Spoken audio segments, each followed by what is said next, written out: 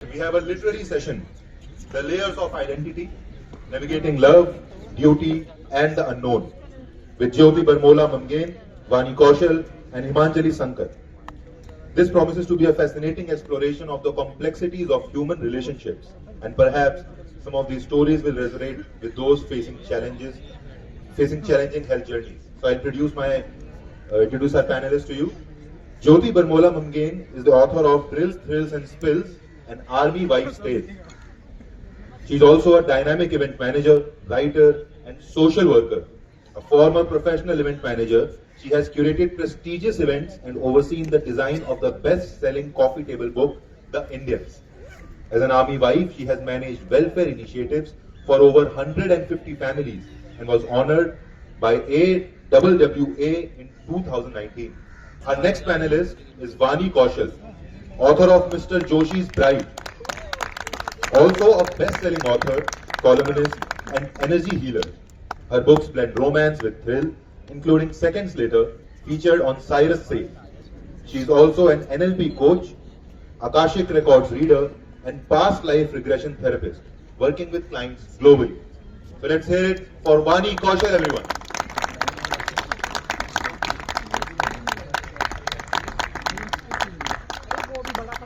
Next, we have Himanjali Sankar, author of The Burning. Also an editor and award-winning author of children's, YA and adult fiction. Her books, The Stupendous Time-Telling Superdog and Talking of Muskan, were shortlisted for the Crossword Book Award, and Mrs. C. Remembers won the FICCI Publishing Award. Her latest picture book, Forgetful Dida, was published in 2024. So please welcome Himanjali Sankar. Next, we have Rrashima Swarup Verma, author of Memoir Conspiracy. Rrashima Swarup Verma is a senior corporate analysis and is currently a senior director with a leading US-based business research and consulting organization. Rrashima has worked across a very diverse range of industry and functional segments and has tremendous experience in strategic business research. Good afternoon, everyone. And it is indeed a pleasure and a privilege to be here on this sunny, rainy day.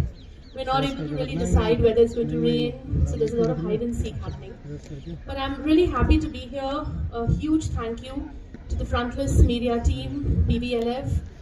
It's been a beautiful association with them over the years, and I think every year the festival turns out to be more insightful than the previous. So a huge thank you to Kapil and Navita and of course Atishay for putting this together.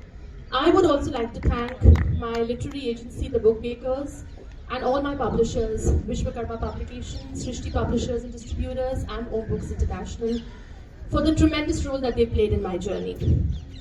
And now, without further ado, let's begin this session. I hope it will be as insightful as we will try to make it for you. Very interesting session actually, and the topic, navigating love, duty, and the unknown, layers of identity. You know, I've heard this, that a woman's heart and mind is like an ocean, where there are so many secrets buried, it's pretty hard to uncover and unearth them. But here I have with me three incredible women who have written across these three incredible genres: love, duty, and the unknown. So I would really like to do a dive into their hearts and minds to understand their secrets as to how they weave this magic that they do with their pens. Yeah. So let's begin the session, and we will be taking a few audience questions as well. So we look forward to your participation. My first question is for Jyoti. You know, Jyoti, innumerable books have been written about the military, and we read these amazing stories of, you know, military heroes and their triumphs and their courage and the valor that they display. But we all know that behind every successful man there is a woman who's standing and supporting him. And I do believe that every triumphant military hero also has a woman who's supporting, upholding everything that he stands for.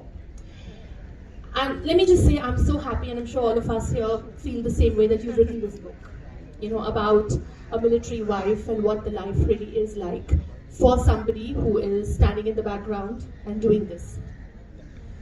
Tell us about this book. How did it happen?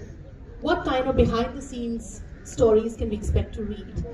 And also, as far as being a military wife is concerned, how does she manage to uphold that duty and balance out her own aspirations at the same time? Thank you so much for having me here.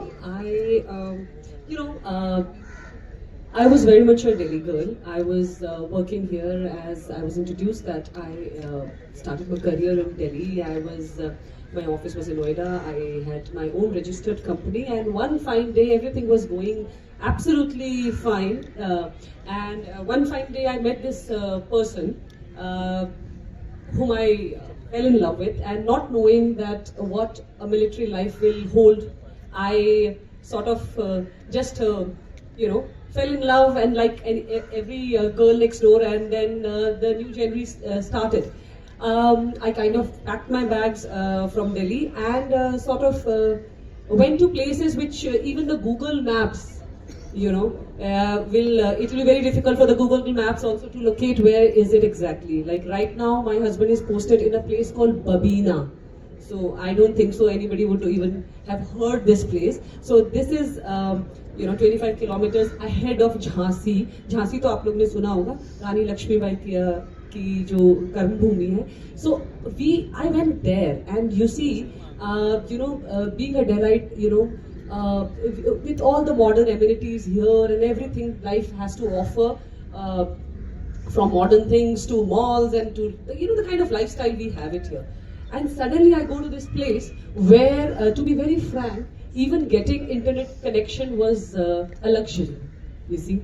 So I went there, but then, while all this was happening, there was something which I could feel as I moved and as I started living with my husband, that besides, the way army is being portrayed in movies and in all these documents which we keep seeing, where you see the army man donning this uniform, going on the borders and fighting with the enemies, protecting the country, and पीछे एक जो army wife की image होती है कि वो या तो चिट्ठियां लिख रही है ना, या she's just crying, waiting for her husband, and all that time she's just whining, right?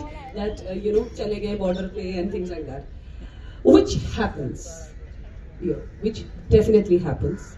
We go through a lot of challenges in our own lives, but there is this day-to-day life which we live, the life which we live on an everyday basis, which is so full of its own challenges. You see, like now I have my children, even getting a decent ice cream flavor, it's a big thing. So I've kind of had a lot of anecdotes in my book in which I say that when my children go to mall, they actually believe it's Disneyland. You see? So for them, all that glitter and glamour and lights and nice roads and people dressed in high fashion, it's a sight, you see. However, in spite of all that, you would all vouch, that when you see a military couple or you see a military personnel individually, you sort of look up to the kind of life they live, you see. So the quality of life they live. And I was experiencing it. I witnessed it as I shifted my, way of life from a metro to some places which are like not even heard of. So I kind of started analyzing it. What is this which makes us, you see? So in that process, I kind of witnessed that there's so much of rituals and traditions, how we connect with each other as a military wife. I need to sort of इसमें काफी कहानियां हैं, जैसे कि when you get married, आपकी हाथों की मेहंदी नहीं उतरी, आपको किचन में नहीं जाने देते. There I am like being ragged by the whole battalion, like you see, and it's taken in a very positive way. See, it is like a family away from family. So I'm kind of cooking for them, and then people coming home, and the bachelors, the young captains, they come to married people home, and they can walk into your home. So they connect, जो एक human का एक human से होता है, all this love and bonhomie, and this is the thing actually we all crave for. After a point, of whatever you've accomplished in life, you need human connects. You need that depth in the relationships. You need those small things which we in this, we generally ignore in life. And that is where a lot of impetus is given in all these small things. And through my book, I wanted to talk about it. I wanted to celebrate these small things, because I personally feel that happiness is always a matter of choice. We create our happinesses. We don't depend on the place we are. We have to survive in a very, very modest government salaries, you see. However, we try to create the grace, the happiness, the bonhomie, the camaraderie, everything within that limited sources, support, or whatever you call, we get it. So in my book, I've talked about all these challenges which are military domestic life, we face as wives, you see, like how we survive and yet, live a life which is being celebrated so much, which is like maintaining that kind of class, staying with so much of grace, and at the same time giving so much to the society. You see, all army wives are well educated. They have, in today's time, either they are engineers, doctors. I was also working here. I had my own company, but we all gave up and went with our husbands over there. And then, with the mere fact that our husbands, don the uniform, why does that fervor, seeps in us? Why don't we also are shoulder to shoulder, ready to do all that kind of thing? So that is something which was so magical. That was so magical, and I wanted to talk about all those experiences in this book. And the language I've kept very light and lively and all that thing, because I didn't want it to make people feel that we are very disciplined and all the time talking, like in words and so I wanted to talk about all this fun. And you see the cover page also in which an army couple is sitting on a baksa, as we call it, the I don't know what you call it, the boxes, you see, and then there you're sitting and just enjoying that moment. So it is about those small happinesses which we create and try to support the system and celebrate what we call the army way of life. Thank you. Thank you so much for that. I think it really sums everything up. And for me, I totally relate, because one of my closest friends is an army wife as well. And over the last 12 years, seen her, and I couldn't agree more with you. So thank you for that answer. My next question is for you, Vani.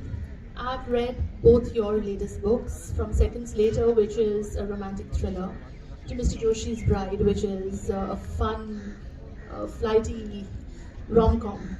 Now, versatility apart, the one thing that's common in your writing is romance, right? And I think despite this whole cynicism that's happening in the world today, if you tell me that there's something special about romance, you'll be preaching to the converted. Because you know that I am a die-hard romantic, I believe in love, I believe in soulmates, I believe in all of that. But I'm sure our audience would want to know, what is it about romance that makes it so timeless, that it just pervades everything? Time, space, centuries, births. I mean, we talk about lifetimes of love, What is it about romance? And tell us a little bit about your new book as well. Can you all hear me? This is on. First of all, a big thank you to Team PVLF, and then I have a wonderful people sitting over here, Rrashima and Jyoti and Himanjali, such wonderful authors. And this is a beautiful day. I've come from Chandigarh, so so thank you so much for inviting me here. Beautiful weather here.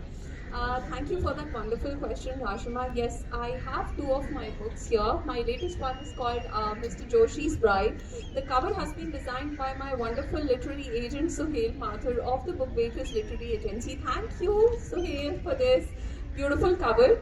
And my first book is called Seconds Later. Again, a beautiful cover designed by Suhail Mathur, by my literary agency, the Bookmakers.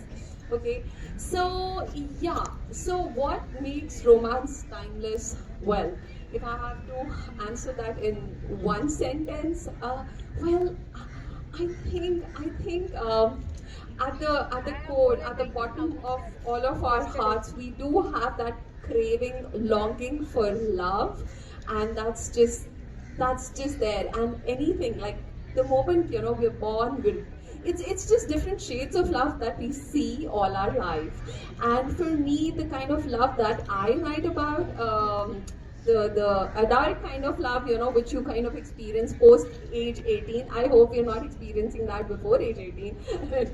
My novels are for above age 18. But yeah, that's kind of timeless because it's almost like it's a universal theme. It connects with people everywhere. It just keeps us. The biggest challenge in writing a good romance is you have to make it a bit different, because everybody's writing about it and you can't use the same tropes. You have to kind of bring in new story angles. You have to explore what your people could be doing, kind of make the whole story interesting. So how I like to put it is that you could have 10 people who you could give the same ingredients to make tomato soup, and they would each have their own flavor of it. So my flavor is a bit of comedy. Like, I like to introduce my own humor and style of comedy into whatever I write, and that's coming from the very Punjabi roots that I have. My father is a Punjabi, mom is from UP. So Punjabis are really chilled out people, and I like to have that humor kind of there in every line, if I can put it. So that's how, and this is the cover is also over here. It's so reflective. It kind of puts very well what you see is what you're gonna find in the story as well.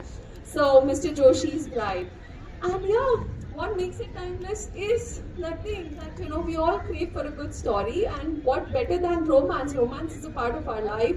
We think about it all the time, and what's better than a good romantic story? I don't think anything can match up to that. I agree with you. I think romance is something that gels with everything. You put it into a comedy, it becomes a rom-com. You combine it. I combined it in my first book. In fact, in second stated, I combined it with thriller. So that's very interesting. You can actually mix and match it, and it's almost like tomatoes or potatoes. You can put it anywhere. One of our friends, who's also an author with the Bookmakers, Abhinubdar, has in his latest horror book also written. There's a love story in there. It is between human beings and not between the supernatural, but that's okay. So, coming to the supernatural and the unknown, let's move on to Himanjali. Now, you do write, so your latest book, of course, is in the supernatural genre, but you do write for the young adult and the children's market. And I know, as a mother of a 13-year-old, I understand that the way these children speak, the way they think, the way they emote is so different from how we think and emote.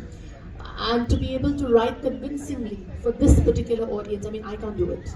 So I know it's a huge challenge. There's a lot of observation and research that needs to go into this.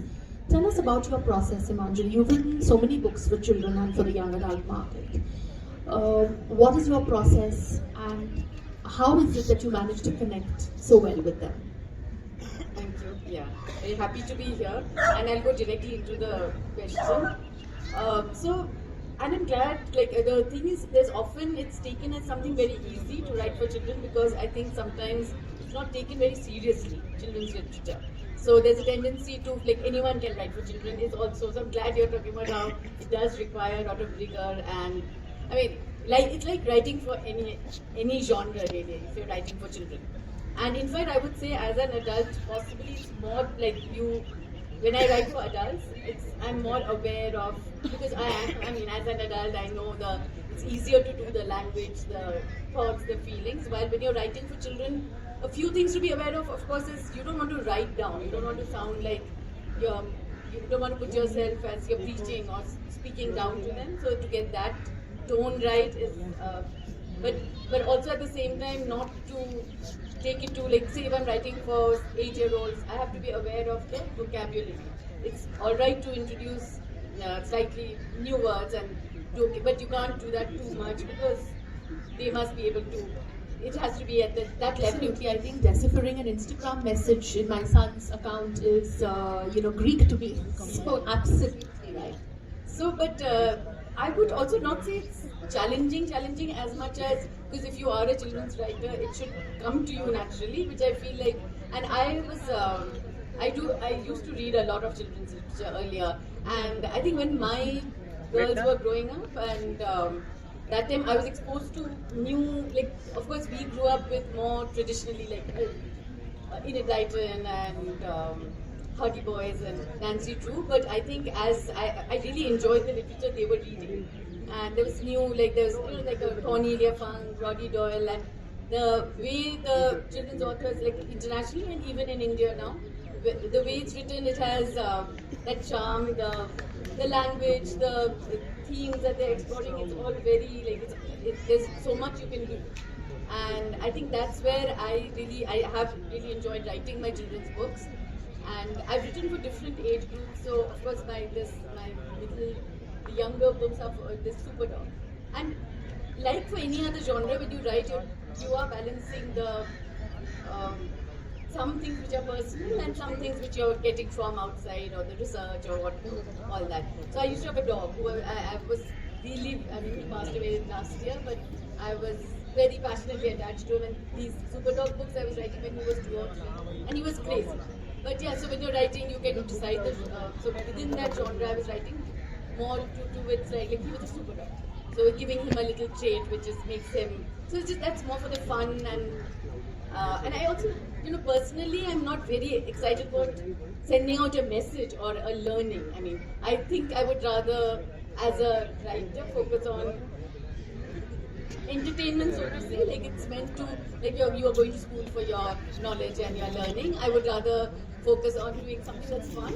But within that, of course, anything that you write, it does carry your views or the way you are as a person. So there will be it's not learning as much as you're conveying your worldview. And so there is that whole balancing of fun and you get things that you want to think. I mean, the children also can think about. There are things that are put there to try. So I would say for me, it's more the storytelling and all these things I'm saying it now, but it's not like I'm very conscious of messaging or even it is more in the writing and the fun of writing, the enjoyment of it, the pleasure that one gets. I think all writers will know that it's such an immersive experience, the whole thing of writing. It takes you away from yourself, from your work, yet you're also, I mean, it's just so whether it's children's or for adults, it's wonderful to be able to tell stories.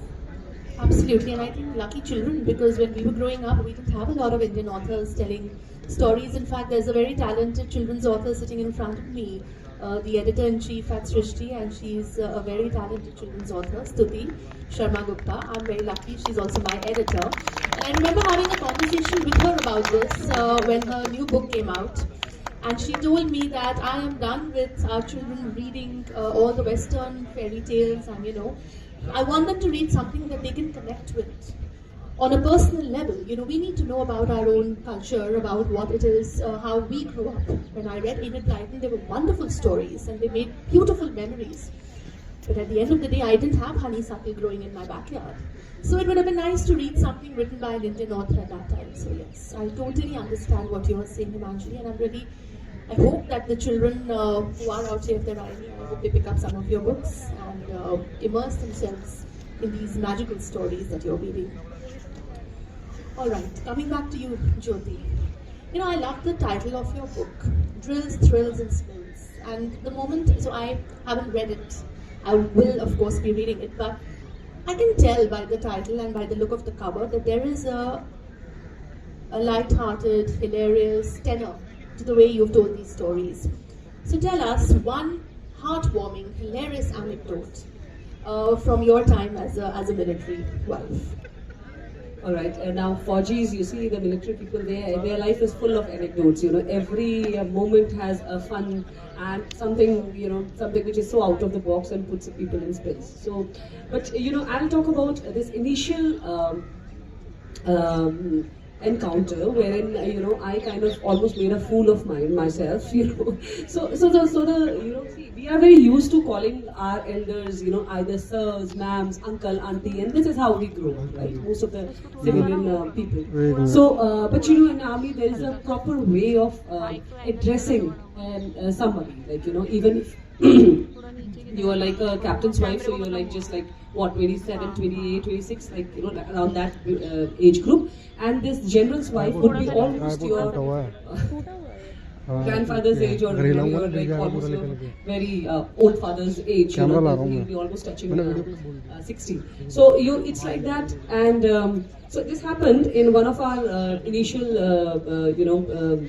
official event wherein I had to go with my husband, and he was kind of, always, and it's like you need to be very, very specific about, whatever is his name is. Suppose we just say that his name is Mr. Singh. So we call him with his ranks first. So we say General Singh, Captain Singh, Major Singh, Lieutenant Colonel Singh. So that is how we go, right? So we say the rank and then we say the surname. So the surnames and names are very easy because they wear on their right side of the uniform. So you can always, and they are always, even in parties, there is different kind of uniforms which you wear even in official parties. So their nameplates are on their, chest. So you can always quickly, read it and know who he is, right?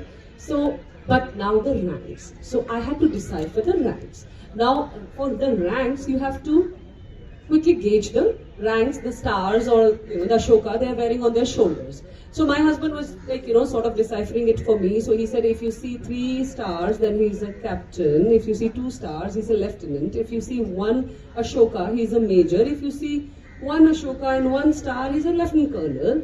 And if you see 2 stars, 1 Ashoka and a red tab on his collar, then he's a colonel, right? So, okay, so this was like all maths for me. I was like, okay, fine, okay, all right, I'll do that, okay. And so I said, all right, no problems, I'll don't worry, I'll take it forward, And we went to this party. And you see, there's this very hilarious and a very strange thing about senior officers, that they like to interact with young couples, you see. So they like to, because you see, after staying in army, generally they get very framed by the virtue of just being in army, living such a disciplined life, donning their uniform all the time. So, it somehow happens that the life gets very structured, especially for the husbands, but I was like, all right, fine, So one officer, he walked up to me, looked slightly senior to me because he had some grey, what do you call it, that pepper, salt and pepper, that look, and he just walked up to me, and probably he recognized me with the glittery sari which I pulled out of my trousseau, and I had no clue of all these cottons and things like that. I was always in jeans and t-shirts and with my ponytail, right, and sneakers. So I was there in a nice glittery sari pulled out from my wedding trousseau, and I was there in probably the one who was shining the brightest, in one corner, not bothered about being in the army party. So he kind of walked up to me and he's like, okay, so how are you? I hope that you're having a good time in Forge, and how is everything going and all that. So now I had to reply to him. And so I need to decipher his name. So मैंने फटाक से उनका नाम तो पढ़ लिया, like very quick, and I read his name. Okay, so I'll not name the actual thing, but he was some, let's say Kapoor, some Kapoor. Yeah. So some Kapoor, and then I had to look quickly on his shoulder, but who is he? So there I got totally confused, because my husband never told me that there was another sign which was like, it looked like a scissor to me. I was like, what, scissor Kapoor? Like, who's he? Like, who's he? Like, he's like sword Kapoor. It looked like a sword or scissor, or, two kind of swords which is cross, which is a general rank, you see. So, so I was like, what the hell, what do I say? And in that whole thing, I just said, I'm good, Uncle Kapoor. And he's like, okay, and then all that thing happened, and later we, met, and then I got totally, this thing, very, very embarrassed and all that. But then this is the beauty about Forge, you see, they never, they always take you along, you see. Now this General Kapoor, he came to me and he sort of, sat next to me on the dinner table, because we have a very planned dinner, which happens, and generally the junior lot, they sit with the senior lot, and then he kind of whispered in my ears, see, most of my daughter's friends, they do call me uncle. It's all right, And then that is how. Yeah, I think the word uncle can sometimes become. And this reminds me of an incident that happened with me when I was a little girl. I remember this friend of my father's who was from the UK, and he was younger than my dad. And he would come over sometimes, and we were friendly and everything. And I was maybe 17, actually. So one day when he called, I said, hi, David uncle. He said, oh, you call me uncle, do you? And the issue was he was also not getting married at that time. So he thought he's going to be on the shelf, and now, of course, the future was completely doomed. And I must add that just by the virtue of getting married to an army personnel, from the next day itself, you may be 25 years old, you become the auntie. Auntie for all military kids. So आपके almost बराबर के बच्चे आएंगे, they'll be like, कोई 12th में पढ़ रहा होगा, कोई 11th में पढ़ रहा होगा, good evening auntie, and that takes you, to be the shocker that it requires some getting used to, I'm sure. But that was very interesting, and like I said, brought back a lot of memories for me too. Vani, coming to you now. The cover of your new book, Mr. Joshi's Bride, I keep looking at it. It's a beautiful, gorgeous cover, and there's a lot of joy in there, designed by the book bakers, of course. And when I say a lot of joy designed by the book bakers, I think that really rings true, because as an agency, they do give us a lot of joy, don't they? Now, my question to you is this: speaking of joy, ironically, the world is becoming very cynical. Yeah, we spoke about love being this timeless emotion. But as authors, as readers, as an author, as a reader, what do you think readers out there want to read? Do they want to read about, even in the love stories that they read, is it that they want to read about a practical, cynical, pragmatic ending which will make them relate with the real world situation that they live in? Or do they want an idyllic, fantastical world that they can escape into, which is sometimes what love stories do? I think that's a brilliant question, Rrashima. I think as many readers, as many choices that they make. Personally, for me, I read books, or I like to read books that are very, very fast paced, that almost go at the speed of light. I don't want you to spend a lot of time telling me what the guys are doing and all that kind of stuff. I just want you to rush me through the whole thing and have lots of moments where there's a lot of tense moments. So that's how I write my books, the way I like to read them. I like to fast pace them. They have to be unputdownable. You go from first page to page number 250 in 5 hours flat, and that's it. So that's the kind of books I like. For me, it has to have a satisfying ending, whether it is fantastical or it is on the other side. It really doesn't matter, as long as you have, as a writer, have brought me nicely to that ending, which is what I think is a lot where a writer needs to plan. You have to plan the characters, the development of the characters in such a way that across those 250 pages, your characters are developing through the n number of situations that you put them through, to come to that ending which will ultimately be very, very satisfying, and the reader is gonna put the book down and say, "Maza aa gaya. Kya book thi?" So that's what, so by the way, this is the cover, guys. This is how I kind of write my books, and which means that you have to plan the story a lot, and that kind of, some people work it through a storyboard, that like they want to have the entire story planned out. Some people just write it like the way it is coming to you. So I am telling you the kind of writer I am. However, there is nothing, there's no harm in writing the other kind of stories as well, where you kind of just sway the reader gently into the story. People are doing something, they're falling in love, situations are happening, etc., etc. And then to have like a beautiful, flowy kind of an ending where they do end up together and all that. For me, it doesn't work as a reader. And I think as writers also, when we write, we kind of write the kind of books we like to read. I don't know about any other reader. I'm my first reader. If my book bores me to death, I don't think I'll be able to spend 2 years writing it, or 5 years, promoting it, or anything of that sort. That's that. Yeah, absolutely. I think whether fantastical or practical, I think love stories, there's always something in there for everyone. And of course, if you would be telling me, like I said, you'll be preaching to the converted, because I believe in love, I believe in soulmates, and the ending doesn't matter as long as the journey is beautiful, right? Coming to you again, Himanjali. I recently visited a school for a literature event. And while interacting with the students there, I gave them a small creative writing exercise to do, wherein they were supposed to write a short story in a matter of minutes. And what was amazing was that about 75 to 80% of them actually wrote in the supernatural space. And I teased them a little. I said, you guys have, gosh, what dark minds do you have? Now, your recent book is in the supernatural space. Why don't you hold it up for the audience to see? We'll do that.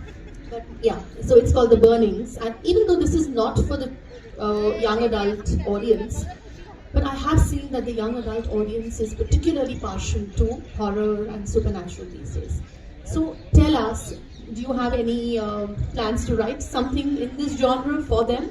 And what makes this genre so intriguing to this audience?